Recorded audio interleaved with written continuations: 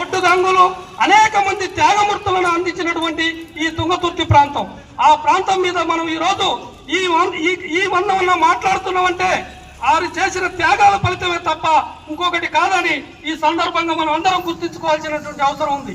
ఒక్కసారి పదవి వస్తేనే ఎంతో గర్వపడి ఎన్నో తరతరాలకు సరిపోయే ఆస్తులు సంపాదించుకునే ఈ రోజుల్లో 5 సార్లు 3 సార్లు పార్లమెంటు 2 సార్లు శాసనసభ్యునిగా ఉండి గిట కనీసం కట్టుబట్టలతోటి బతికినటువంటి గొప్ప వ్యక్తులు అంటే అది భీమిరెడ్డి నరసింహారెడ్డి, అది మల్లు స్వరాజ్యం, అది కమ్యూనిస్టులకు తప్ప మరొకరిది కాదని ఈ సందర్భంగా తెలియజేస్తూ అలాంటి జీవితం అందరికీ సాధ్యం కాదు, అది కమ్యూనిస్టులకే సాధ్యం.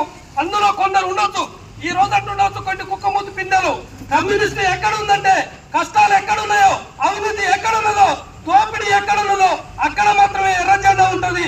ఇక్కడ దోపిడీ లేదంటే ఉన్నది, అది మన కనపడని రూపంలో జరుగుతుంది.